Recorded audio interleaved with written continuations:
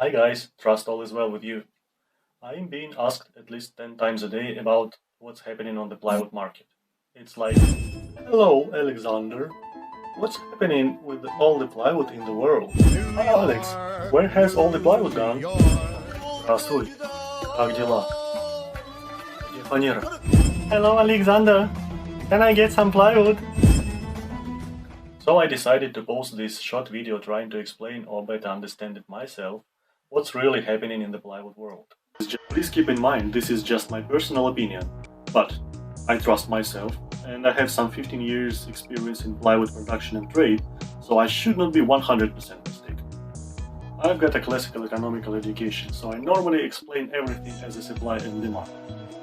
So let's see what happened in 2020 on the demand side.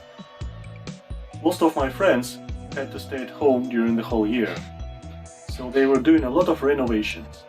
Let's answer a few simple questions. Are you okay with the old flooring that you have in your house? Are you okay with the broken drawer? Are you still okay with the old-fashioned TV shelf? Maybe you are when you get back home late in the evening after office hours.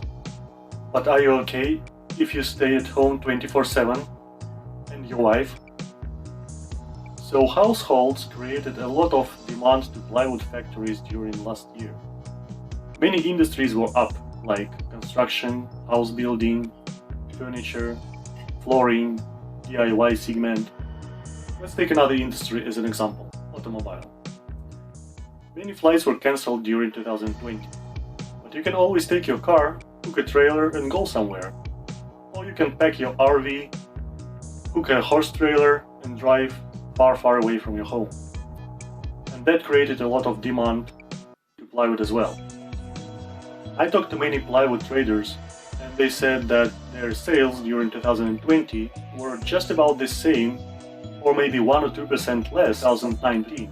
Now let's look into the supply side. I will try to cut the long story short. During last year, the supply, or in other words the production, was quite slow. Due to COVID restrictions, we had to send a lot of workers to work from their homes. We had to keep the social distancing, and we were not able to gather too many people together. We even sometimes had to cut the working shifts. Same happened with our neighbor industries like chipboard production, MDF production, sawn timber, and also log harvesting. In 2020, production was about 5 to 7% down compared to the previous year, and industry has not recovered until now. The other thing, besides supply and demand, which is normally driving the market, is planning or forecasting or just expectations. In 2020, expectations were mostly negative. Nobody was keeping high plywood stocks.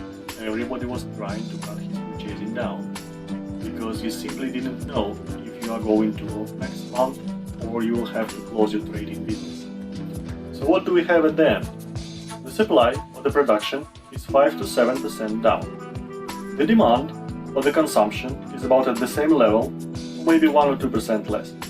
The supply chain is very thin or even broken. So that gives you expectations that market is growing and the price goes up. The increased price gives you even more positive market expectation, and that pushes the price even higher. So we are entering the spiral growth of the price, and nobody knows when and how it will end. It will definitely not end before the supply chain is full and plywood stock at the consumption side is at normal level. So let's wait for that.